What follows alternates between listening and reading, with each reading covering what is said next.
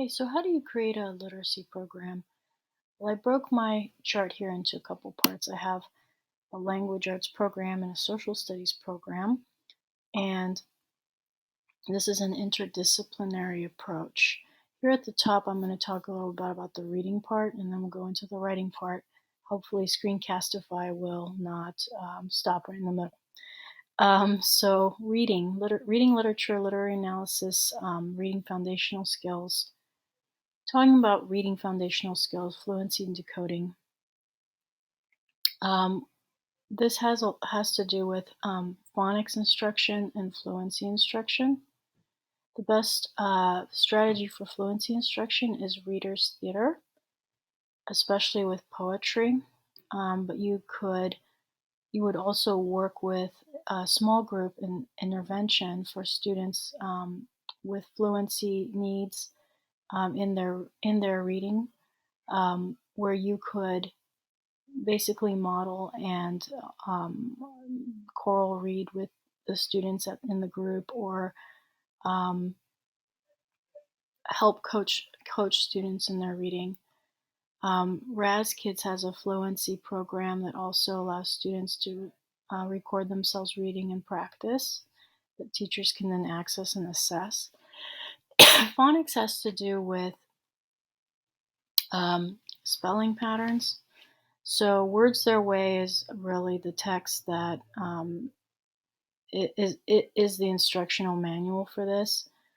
Of course, it starts with pre-assessment and figuring out where students fall within the orthographic continuum, and then teaching mini lessons and providing guided practice, um, as well as spelling city activities, which you could actually upload for students to practice their spelling patterns with.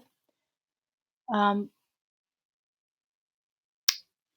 Comprehension strategies um, are modeled through read alouds and think alouds, and within small group guided instruction for students that need these. It's something you can practice with kids, or you can prompt kids to do, or you can help kids do.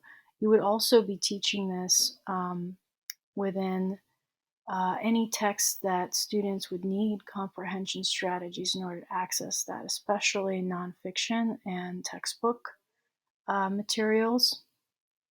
And then you could take this and have them practice these skills with their with their reading logs and reading blogs at home at their independent reading level, with their along with expanding their reading interests and goals. They would be practicing those. They could also be practicing comprehension strategies in literature circles, in Reader's Workshop. And I think in a core class, social studies, language arts class, you really want to build in the historical fiction, biographies, and autobiographies at the independent level of the readers, to practice and explore content areas, subject matter, and texts, and also to practice nonfiction comprehension that you've been teaching in their social studies class or their social studies period. And you're relying on Accelerated Reader to monitor silent sustained reading at home. You're looking at informal reading inventories and assessing comprehension through Google Forms. um, about within the guided reading within guided reading program, you could do the assessments on the spot just simply by questioning and listening. Literary analysis is best taught through collaborative constructivist approach called the close reading process. Close reading process involves students close reading of text multiple times, annotation, and group discussion guided by the teacher, but the teacher is really not a part of the critical thinking process. Critical thinking process comes from students. Um, I would also add um, vocabulary instruction and lessons are included in the core literature program that I mentioned, the close reading process is being used in, that would be done in order for students to access the text if they're within their instructional level. Otherwise, you want to lower the level and pull students out of this and um, work with them with an easier text. So maybe differentiating the groupings, because it's very difficult to do this. Constructivist, dialogical, student-centered strategy if you're struggling with the text. Um, with writing, um, this reading, these reading strategies can also be incorporated into the social studies program